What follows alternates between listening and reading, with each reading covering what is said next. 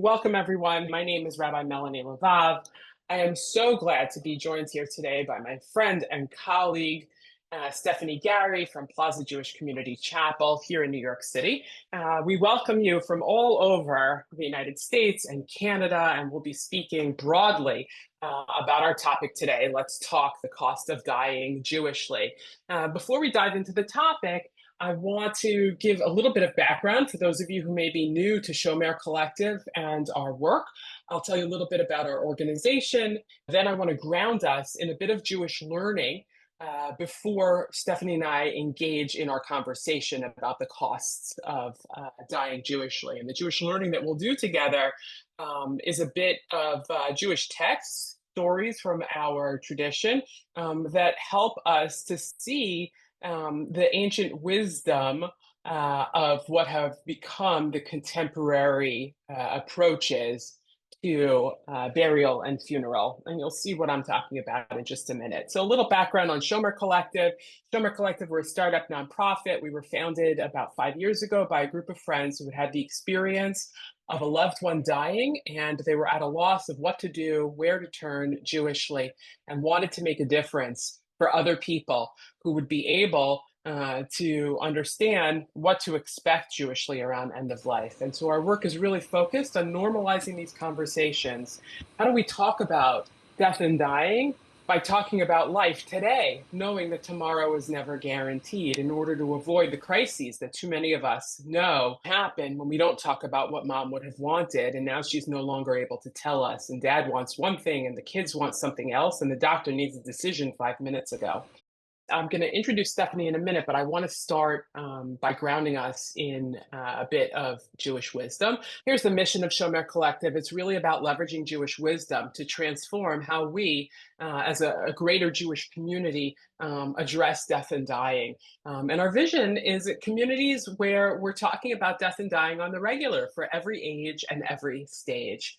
The word Shomer, if you're new to us, is a Hebrew word that means guard. And traditionally, the Shomer is a member of the Chevra Kadisha, the Sacred Burial Society, often volunteers who take care of performing the ritual washing and dressing of the dead after death, before burial. And the Shomer takes, or Shomrim in plural, take turns sitting with the body from the moment of death through burial, in order to guard the body. In olden days, as the kids say, to guard the body from things like grave robbers or animals who might have gotten a scent of a decaying body and disturbed the peace, the dignity of the body. Today, the Shomer continues to do its work, sitting with the body from death through burial, providing sacred accompaniment to the soul as it begins its journey of separation. In Jewish tradition, we understand that the soul is contained within the body, inside of us while we're alive, and the soul begins a journey of separation from the moment of death onward.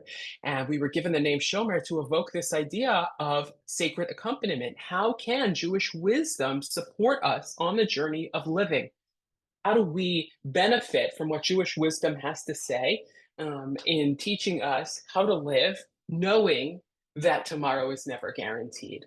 So I'm going to get us started with a bit of ancient wisdom from the Torah, from the Hebrew Bible, the 5 books of Moses. This is the story of the end of life of our matriarch, Sarah. It is in the Torah portion called Chaye Sarah, the life of Sarah, that opens with just a verse or two about her death. And we see here Sarah's lifetime. The Torah tells us how old she was when she dies, came to 127 years. She was 127 years old, the Torah tells us, when she died. We're told where she died. She died in Kiryat Arba, in Hebron, in the land of Canaan. And here's the important part. And Abraham, her husband, proceeded to mourn and to bewail her. In Hebrew, we see that he offers a hesped. He memorializes her. That word hesped is the modern Hebrew word for eulogy, lispod l'sara v'liv kota, and he cries for her. And so the Torah documents for us the experience emotionally, what happens when someone dies, right? Giving us permission to cry and to memorialize our dead from the moment of their death. And then what does Abraham do? He gets up, literally, me'al panei meto, from in front of her face, from beside his dead, and he takes care of the business of death. At the height of his grief, the Torah shows us that he is just crying and memorializing his wife. He has to take care of the business of death. And we might learn from this, as Stephanie and I get into the conversation in just a few minutes, how it may be easier to take care of the business of death before the height of grief, when we're not in that moment of crying and memorializing, right? But Abraham recognizes the potential of having to take care of the business of death at the moment of his wife's death. He plans for the future and his children and the future generations and his own burial situation. And so he asks the people around him to sell him a plot, which becomes the cave of Machpelah, the place that Abraham will eventually be buried and the next generations, right? In ancient times, bodies were put into a cave and then the bones were collected. So we see Abraham has the burden of having to take care of the business of death at the height of his grief, but we see his foresight in planning for the future. The second piece of Torah I wanted to share with you, also from the book of Genesis, also from the lives of our matriarchs and patriarchs. We see our patriarch Jacob nearing the end of his life. The Torah tells us how old he was, where he is, and what happens. He summons his son Joseph. Israel, you see here in the second paragraph, when the time approached to Israel for Israel to die. Israel is Jacob's newer name, right? He started with the name Jacob. He was given the name Israel. He summoned his son, and he said to him, make me a pledge. Don't bury me in Egypt. When I lie down with my fathers, euphemism for when I die, take me up from Egypt and bury me with my ancestors. And Joseph responds, I will do as you have spoken. This is the earliest example of a parent expressing their wishes on their deathbed. The earliest example, we say, for an ethical will, telling the next generation what's important. These are my values. I want to be gathered unto my ancestors and not be left behind when the people continue on their journey. And we see the child, Joseph, an adult child in this case, saying, yes, Dad, I will honor your wishes. So here we have ancient wisdom about taking care of the business of death with Abraham and Sarah, and then the expression of what I want to happen when the time comes, pre-planning, right? This is what I want. And Joseph agreeing, signing the dotted line, taking care of the contract, right? I'm going to take care of it for you. And the last piece of Jewish wisdom I want to share is from a little later in our tradition, from the Talmud, the oral law, the conversations that the rabbis were having in the first few centuries of the Common Era. After the destruction of the temples in Jerusalem, the rabbis needed to figure out a new way to live.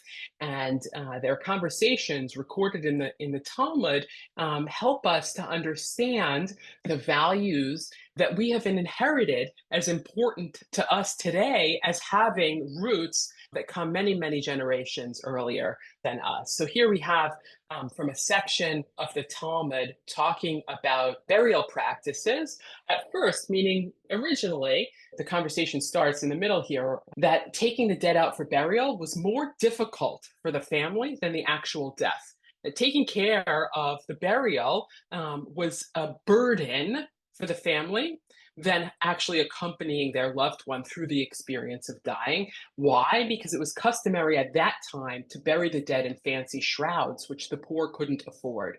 And there was a problem that some of the relatives who couldn't afford the shrouds of the time, right, the trends of that era, would abandon the corpse and run away until a smart rabbi, Rabban Gamliel, came and he acted by instructing that everyone be taken out in linen garments, in a simple garment. And the people adopted this practice. And from then on, burial was seen as something that we needed to do modestly, that everyone could be buried the same, no matter how they lived in life, rich or poor, left or right, that we would be buried according to our humanity, with respect, with dignity, in a simple garment, so that how we lived during our life didn't impact our ability to access traditional burial rituals. And so this sets the stage really for the conversation that we'll have today about how Jewish wisdom and tradition approaches the costs of dying Jewishly. So we have this wisdom from the rabbis of the Talmud that instruct us to do things in a way where it should be accessible to everyone, regardless of our means. My friend and colleague Stephanie Garry from Plaza Jewish Community Chapel. She is our partner in all things end of life here in the greater New York area and an expert on Jewish funeral matters for our work nationally. She's really been a leader in innovation through Plaza's work as a community owned nonprofit funeral chapel that was created for this idea of making Jewish funeral practices accessible to everyone in an era of increasing costs. So, with that, Stephanie, I'd love to, welcome you to say a few words of opening, and then we'll dive into some questions Yeah, together. thank you so much. And thank you for that teaching. No matter how many times I hear those words, I am reminded that we do stand on the shoulders of those who came before us in many ways. But as I was listening, the wisdom that was shared, it shows you that way back, people were saying, we need to talk about end of life. And we, I have to say, as Jews, as a community, have not done a great job doing so. And so I'm really happy that we're having this conversation today because I've been here at Plaza for 23 of its 24 years. And our goal, yes, to ensure that everyone receives a dignified burial or end of life preparation, but just as importantly, to amplify the importance of end of life conversation. Because as I say to people, and I've said it to you, it doesn't matter what you do or where you go. The bottom line is everybody has a date on the calendar and we don't know when it is. And I can tell you that from experience here at the chapel, and all of us can share those really momentous experiences in our lives, and we know that. So we need to talk about how we can prepare and be well informed, and I think that's the key. So I'm happy to be here and to meet everybody who's on the screen. So, if you could get us started, I'm going to ask you a few questions. We'll Sure. exchange, Q&A together, and then I'll share some questions that we got in advance from the folks who registered for the Right. program, and we'll welcome everyone who's with us live today to post your questions in the chat for either of us, for both of us as well. So, Stephanie, can you give us a sense about the costs of dying Jewishly? What are the costs involved if I want to do my pre-planning today? What do I need to know about how much I should expect to spend on things like funeral and burial, and what else do I need to know? Sure, sure. Well, first of all, people who are being buried, without question, you need a cemetery plot. We deal with about 125 different cemeteries in the New York area, and those prices range anywhere from maybe $1,000 for a plot to well over $30,000 for a plot. And one of the things that you spoke about earlier was that, as we know in Jewish tradition, things happen so quickly that people don't really have the time to research this. As I said to you at an earlier time, I said, this is buying real estate, Yeah. okay?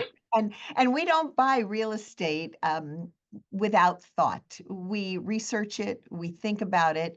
And so when people come to us, an unexpected death took place, and they say, I don't know where I should bury my mother.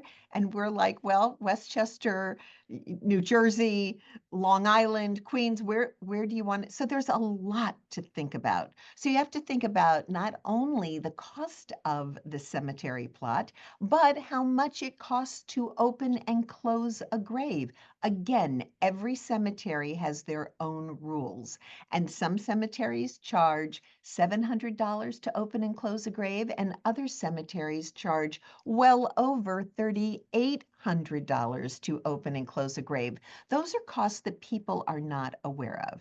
So Okay, let that, me just make sure I'm understanding you. So if I buy my plot, yep, $2,000, let's say, through an right, association, a synagogue, a connection I might have, or yep, $5,000 if I go straight to the cemetery, it might yes, cost a little bit more. It doesn't include the costs of the people who need to do the work at the time that I die. It's just buying correct. the deed to the piece of property. That is Got it. correct. That is Okay. correct. And by the way, here in the New York area, and I would venture to say it's true in other places where people are listening in from, Sundays are the busiest day of the week for Jewish funerals. So very often the price on Sundays, if someone wants to have a funeral, can be twice as much money. That's Wow. the reality. That's Upcharge. the reality. Yep. The other costs we have to think about are the funeral home costs, and Okay. that includes removal. Wherever the deceased is, we need to bring them into our care, so there's a cost for that. The family then needs to meet with a licensed funeral director, and please let me just say that I have the honor and privilege of working side by side our funeral directors who have been through 2 years of schooling to become licensed professional funeral directors. And so there's a fee to sitting in conversation with them as they guide you through the process of planning a funeral. That's taking vital information that is needed for death certificates, and Yeah. each death certificate will be needed for a bank account, a car lease, for the mortgage on your house, for any stocks or bonds.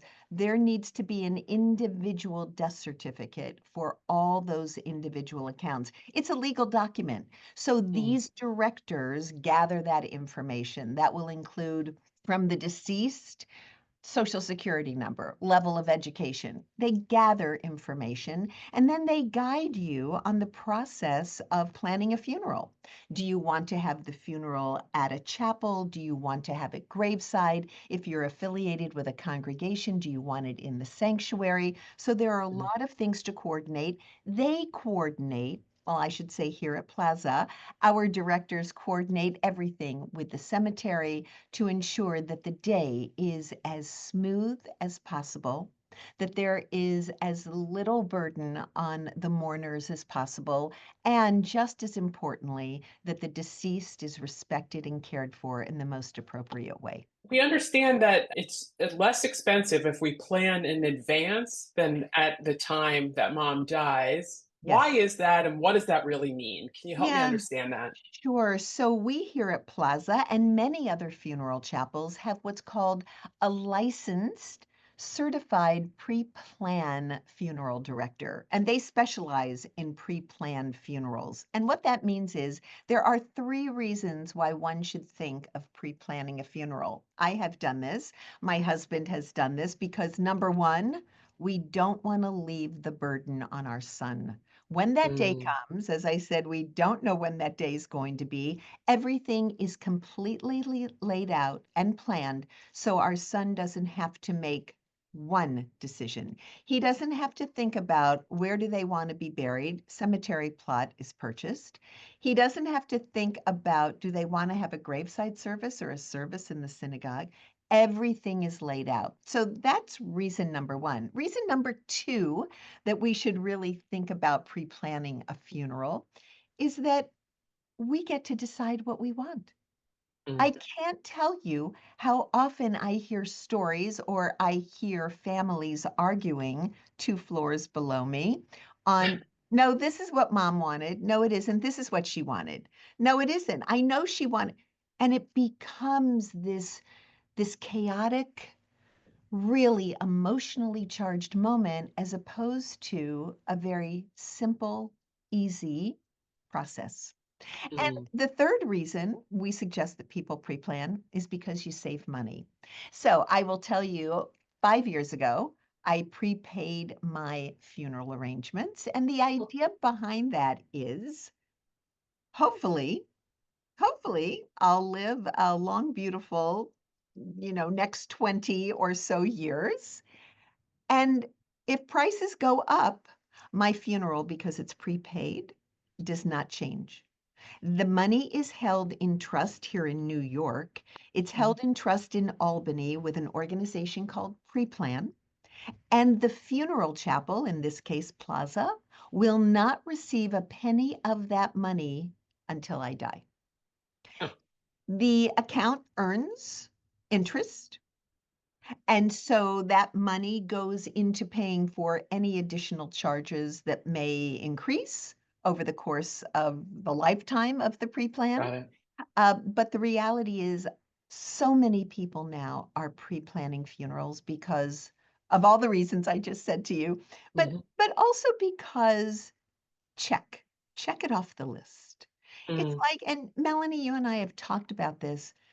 It's like once you have these conversations that are looming, that people are thinking about, once you have the conversation, it's done. Yes, it can Right. be revisited. Yes, Right. circumstances can change. Yeah. But the reality is there's a great relief that we don't have to think about this anymore. It's done. Yeah. I really appreciate that reminder that things can change. When I've Yes. had conversations with people about why they haven't yet decided about buying a plot, I hear a lot from folks who are waiting for their adult children to settle down. They might want to be buried where their kids are going to end up. And I encourage people to think about it, as you said, like real estate, right? I don't live in the first apartment that I bought, when we got married a while ago. We live in a different place now. And I know that selling plots is a little different than selling your house. In some cases, each cemetery has its own rules. You may need to donate it back and make, it available for others to use. In some cases, you can sell it to someone else. But regardless, if you have the opportunity to take that burden off of your family of having to make that decision at the time of death, right? It's an investment that you're Yeah. making to protect them, and you can always change your mind. So when I turned 40 a decade ago, my grandmother had just died and had left us a few $1,000s to each of the grandkids, and I decided to use that money to buy plots in the cemetery where grandma was buried, with this, romantic notion of being gathered to my ancestors when my time comes. And I have to say that I'm glad that I did that. There's no promise that I am going to be buried there necessarily. Things may change, but it's there should the need arise. And no one else has to worry about making that decision. And that point, about how important it is to plan in advance really hit home for me. I used to open up a lot of my public talks by saying, you never know if you're going to get hit by a bus on the way home from work. And on January 30th, 2024, I got hit by a bus on the way home from work. I was the pedestrian victim of a hit and run by a school bus in New York City across the street from my apartment building, coming home from work. And thank God I'm okay. A year of recovery, physical therapy for a broken leg and a concussion. But a few months into my recovery, I had this realization that had the bus not stopped when it hit me and before it drove off, um, it could have run over me and I might have died that day. And, I talked about it in the theoretical before this experience of, like, you never know when it could be your day. But when I was in my recovery and thinking, what would have happened had the bus continued and not stopped? I was comforted by the fact that we have plots, that decision at least is taken care of, right? A little Yeah. life insurance. I have a will. I've taken care of a lot of the things on the list. Haven't yet sat down with a funeral director to do my pre-planning, so still have things on the list to do. And want to acknowledge that it's not easy to get through the whole list. But I appreciate you reminding us how the purchase and the decisions that we make today relieve the burden for others who are left to mourn for us, and don't have to be the forever decision, right? That there is the opportunity to change our minds. I also want to add one thing, actually, too, and that is when someone does a pre-plan, there is both a revocable and an irrevocable trust that one can plan with. What does that mean? So Yeah. the irrevocable is usually for people on Medicaid and they have to spend down. Mhm. And so that's locked in. But the other one, which is revocable, things can change, people can move, you can take the money out at any time. So Mm. I think that's really important to remember as well. Wonderful. Yep. You mentioned a few minutes ago that there's a cost for the work of the licensed funeral director in sitting with them. And so we've gotten a couple of questions in the chat about what that cost is if I want to sit with a funeral director tonight, this evening, walk in off the street. Am I paying for that meeting in which I get my pre-plan done? Yes, no, that's part of the whole package of when you do a pre-plan. You can Ah, sit and talk to a director. Those prices are included in the dollar amount for the pre-plan. Uh, when we make arrangements at need, when someone dies and the phone rings and someone has died, sitting and talk and having a conversation with a funeral director is also part of the arrangements that you make, which is another reason why I recommend that people think about these things in advance, because Honestly, I will tell you that the funeral industry is not transparent as it should Yeah. be. I am proud to say that when Plaza was created 24 years ago, we were the first chapel not only to post our own prices on the website, but to post the prices of our competition because Mhm. it's very, very challenging to find out how much a funeral costs from visiting a website. So Can you give us a ballpark? What does it yeah, look like these yeah, days? Yeah. sure. So in New York, and again, I know people are calling in from all over. So in New York, you're looking at our prices in the $7,000 range. That includes sitting with a funeral director, the casket, bringing the deceased into our own care, ensuring that they are prepared, supervision while a funeral takes place, whether it's at a synagogue or in or graveside. That's all inclusive. Mhm. That does not include the cost at the cemetery. So Right. when I talk about those opening and closing charges, that's what Right. I'm talking about, which is more information for you to know. That doesn't include the cost of death certificates. Mhm. Those are, because some families may want 5 death certificates and others may want 25. Right. But our costs, and you can go to Plaza's website and you can see that breakdown. So Yeah. let me just make sure I understand this. I bought my plot. I take care of the business of pre-planning and I prepay with the pre-plan. And the conversation I have with the funeral director, I'm not going to get charged for that hour when I come back in 2 months and say, now I'm ready to prepay because it's part of the pre-planned Correct. Correct. package. Correct. That's paid for. But when my time comes, my family is going to have to pay the cemetery for the opening and the closing. Got it. No, that will be included. Once we know what the cemetery is, we Uh-huh. know what their opening and closing fees. Now, if Oh, in we pay fact you for that. we take care of everything. Ah, We do not take care of buying a plot. It's a conflict of okay, interest for the funeral chapel to get involved with purchasing a cemetery plot because we deal with so many different cemeteries. However, when we do a pre-plan, we know, for instance, I'm going to be buried in Mount Hebron. I right. know what those opening and closing fees will be. So I will get that will be included in my pre-plan. Ah, If got it it. changes a little bit, hopefully I've lived long enough for some of that interest to pay off to cover those additional fees. Got it. Okay. And So yeah. our numbers are locked in at today's prices. Uh-huh. So if in 20 years Plaza's prices go up at all, the family is locked in to when they paid for the pre-plan. Yeah. Okay.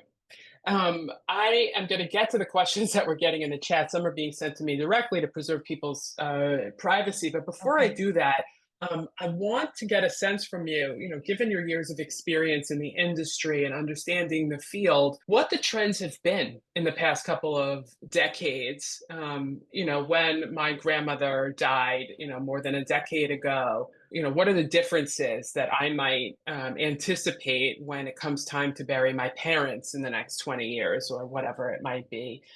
So I would say it was interesting. COVID changed things a bit. Mm, There are many more graveside funerals happening now than there were prior to COVID.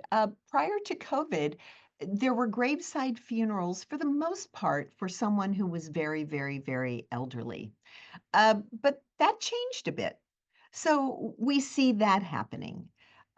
Something else we see, and Rabbi, you can certainly talk about cremation, but one of the things we're seeing is that when people are opting for a cremation, and let me just add, Plaza Jewish Community Chapel does not advertise cremation anywhere. You will not find a price for cremation on our website. That was a decision made by our board of directors from day one. However, our mission is to serve the entire community. So we are here to do just that. So when a family calls us and asks for cremation, of course, we will support them and provide that service. But what we're seeing is a number of cremation services are now having a regular funeral service with a plain pine casket or mhm, even something else. And then the only difference is that there's no procession to the cemetery, mm, right?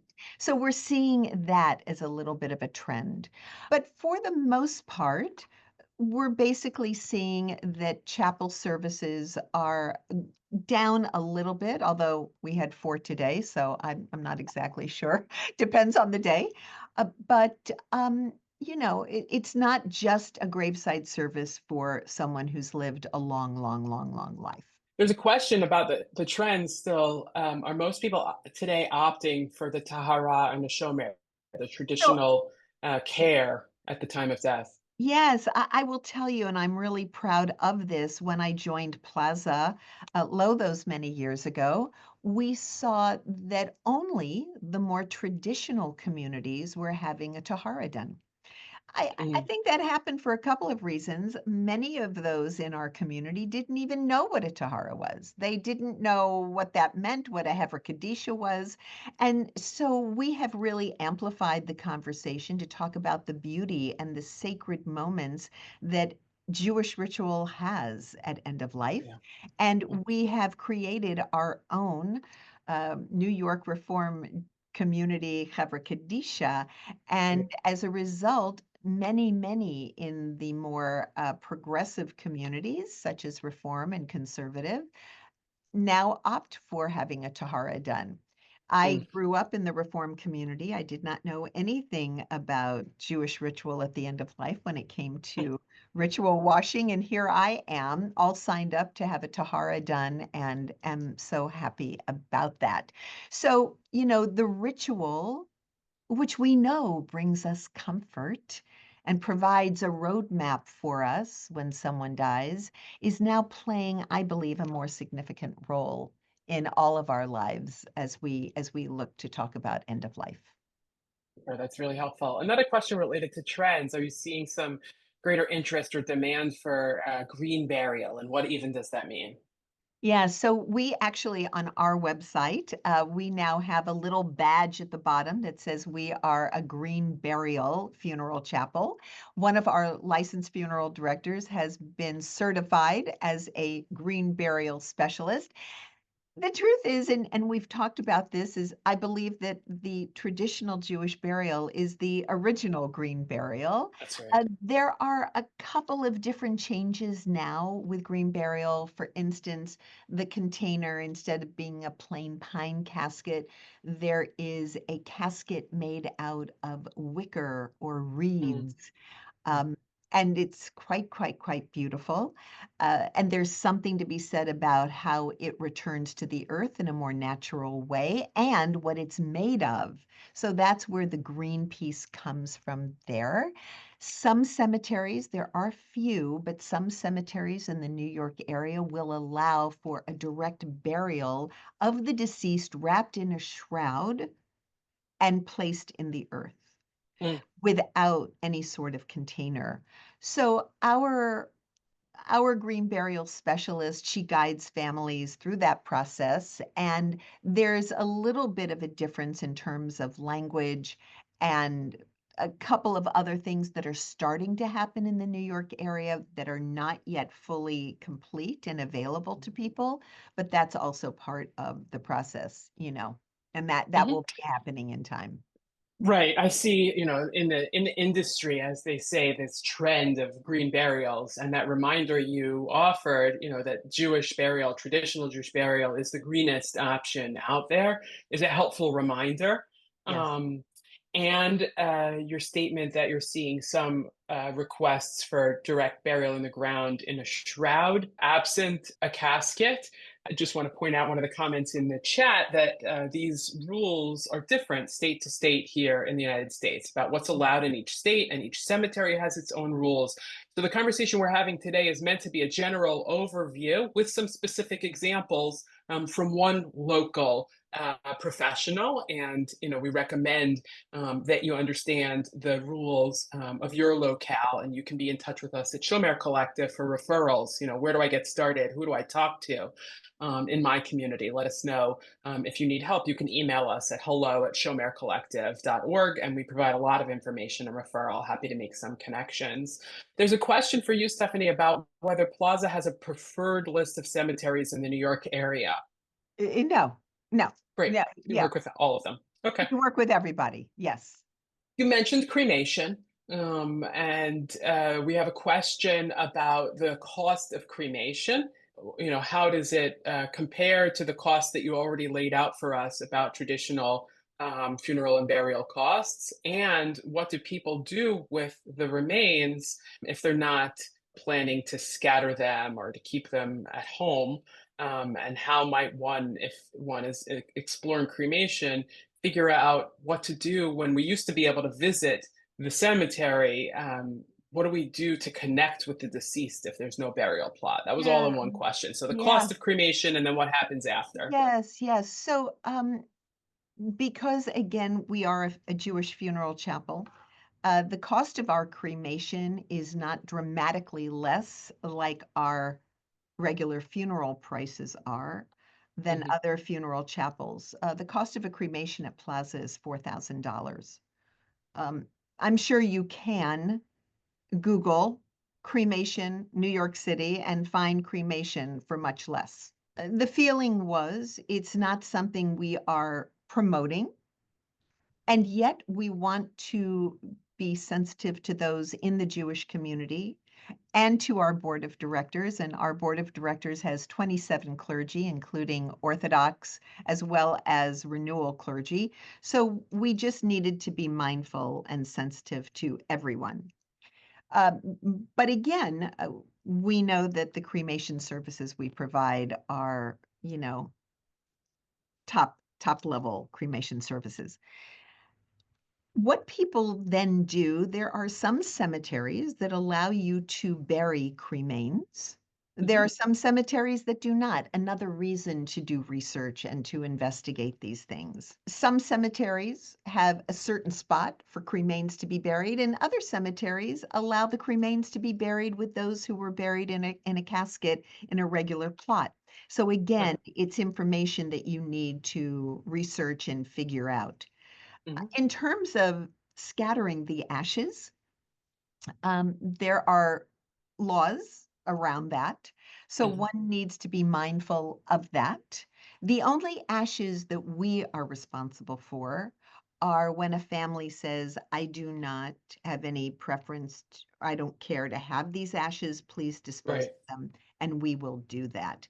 The other Hmm. thing I just wanted to add, because I think this is so important, there are so many single agers, Yes. adult solo agers, and I would recommend if you're an adult solo ager and you're thinking about making prearrangements, you need to have someone who is going to be your advocate and your voice in death. Hmm.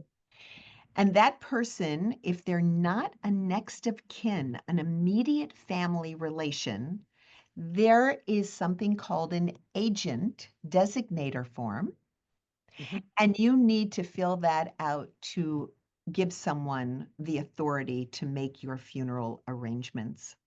Now, you can pick up an agent form at any funeral chapel, certainly here when people walk in and they're looking for that.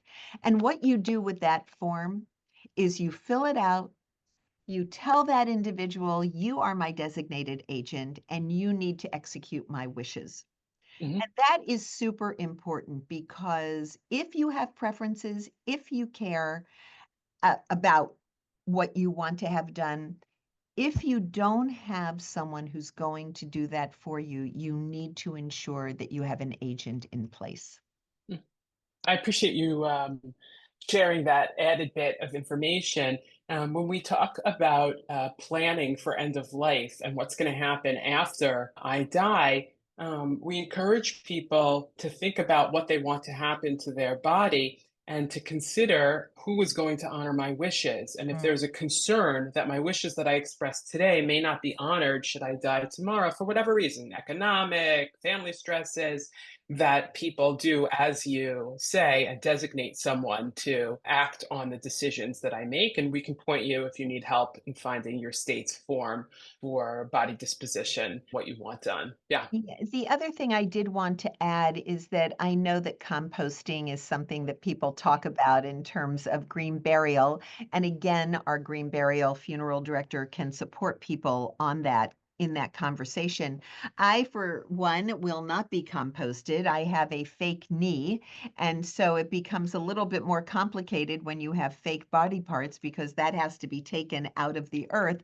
But having said that, it is something that people are starting to hear about and think about, and so please know that's also part of the green burial conversation.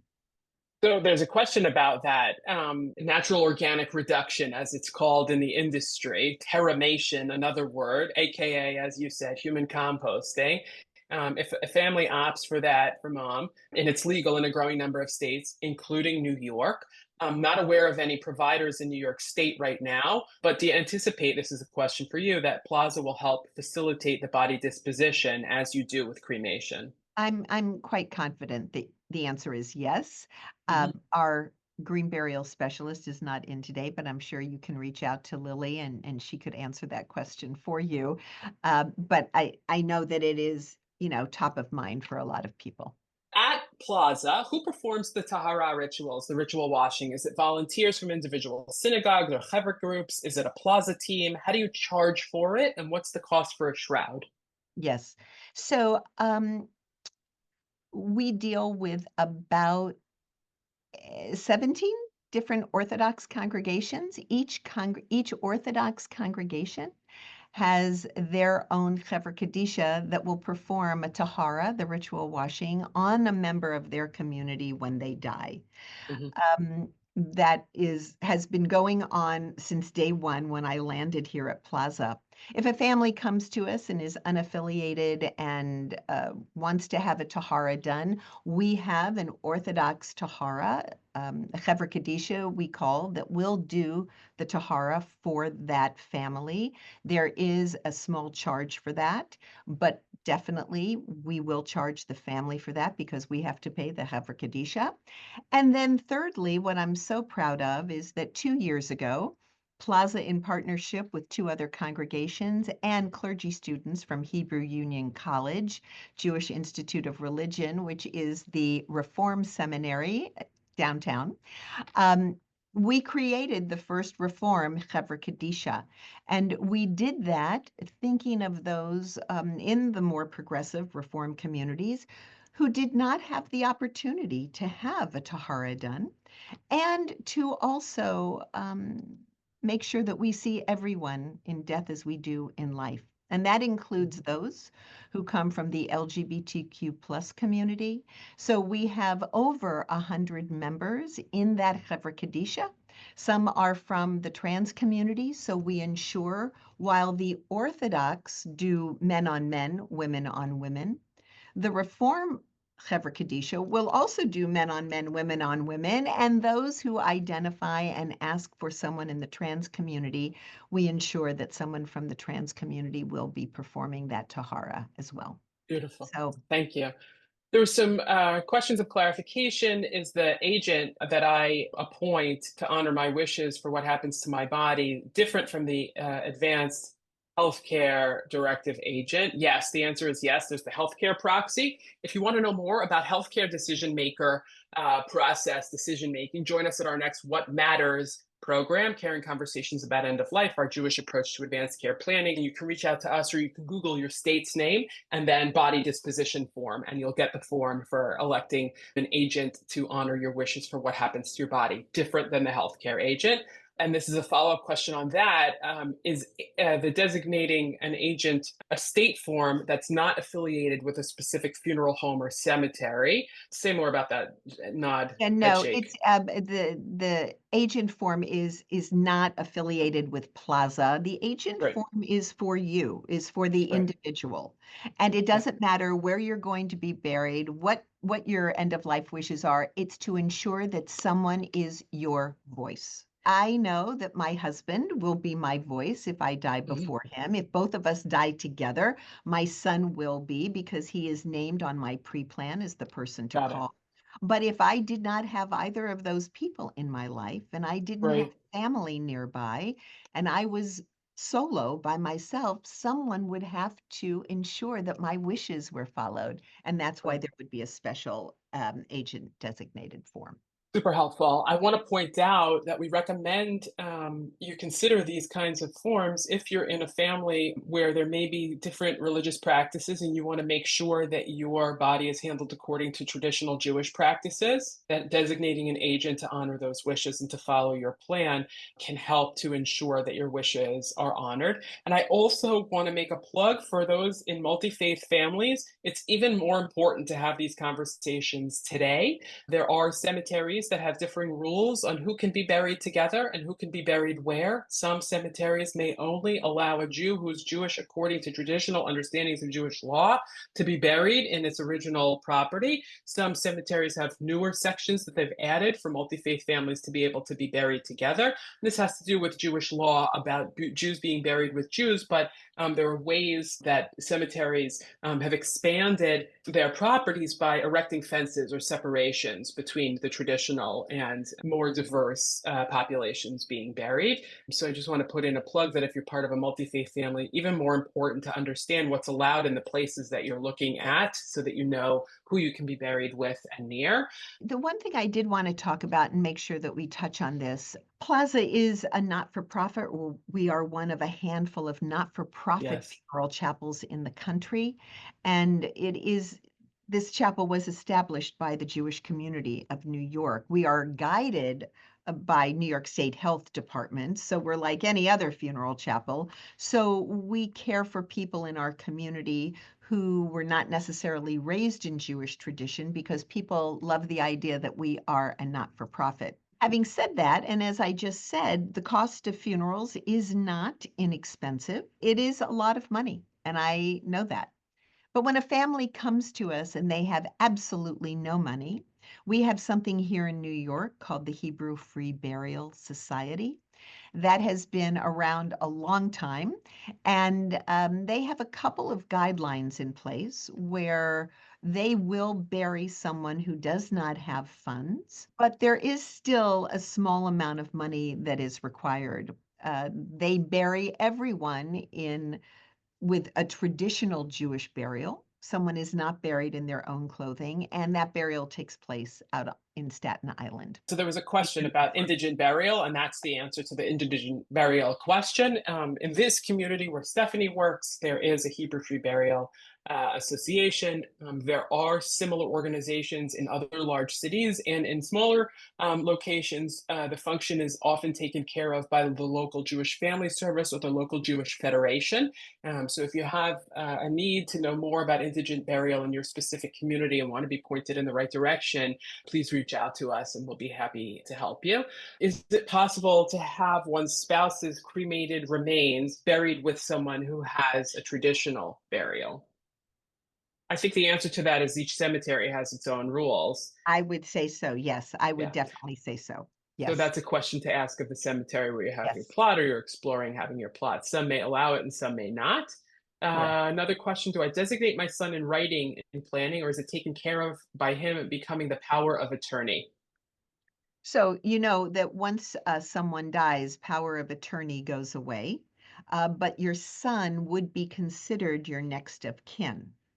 So that's enough. The most important thing, though, is that you have to have a conversation with your son to let them know exactly what you're interested in and what's important to you. If there's a death during a Jewish holiday, will the Reform Chevra Kadisha that works with Plaza do the Tahara, the ritual washing, since most Orthodox will not do the Tahara during the holiday? It depends on which holiday and what day of the what day of the holiday it is. You know us Jews, we got a lot of rules. We got a Yeah, lot. But the Reform Chevra is totally available, and it's having a regular tahara done. You know, got it. there are just some prayers that are recited a little differently to be Mhm. inclusive for all. Okay, so probably is the answer to that question, and you should Sure. consult your local Jewish funeral home to understand what's possible.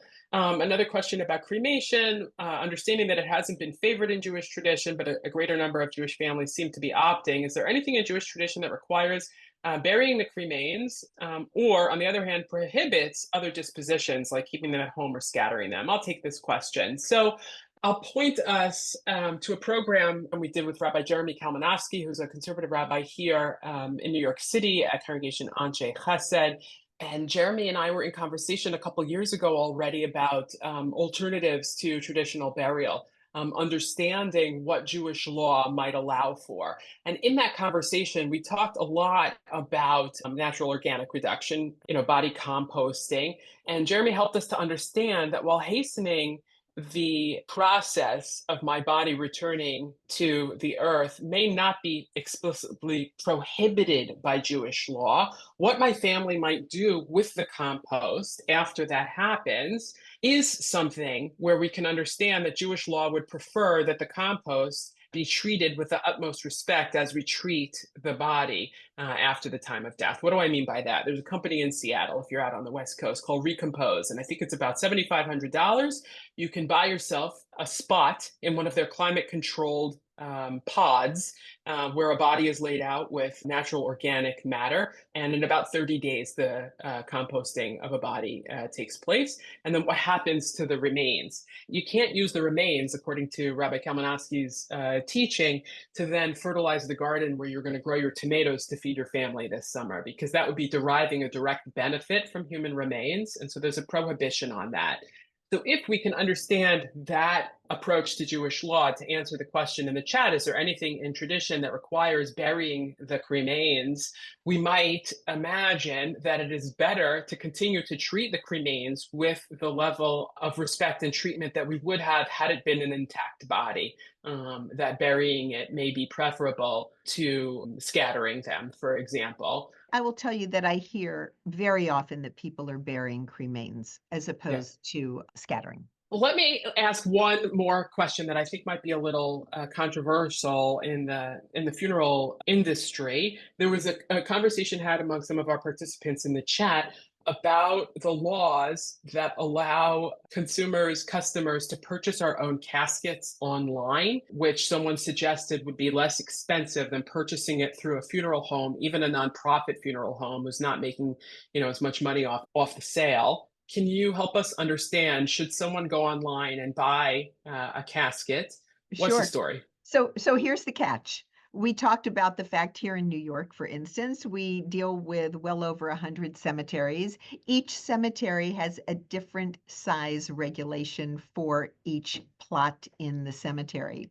So actually, somebody recently sent us a casket from Costco, and we were sorry to say to them, this is the wrong size casket for where you want to be buried. And the reality is they had to return the casket, and Costco didn't have the size casket that was needed for the cemetery. So again, this has to do with research and figuring out and knowing all these things. So while yes, it can be a great solution, it ended up costing them twice as much because of all the dollars and the shipping and everything. And most importantly, the headache and the stress associated with it.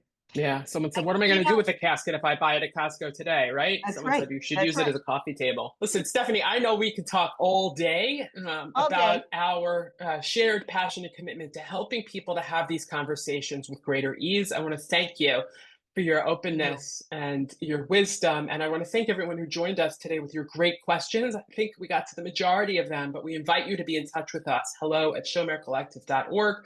If you have some more specific questions where we can provide some information or referral. And if you are benefiting from what we're offering here, please feel free to click donate on Shomer Collective's website and help us to be able to continue to do this work. We do it with the support of generous donors like so many of you. So thank you all. Thank you, Stephanie.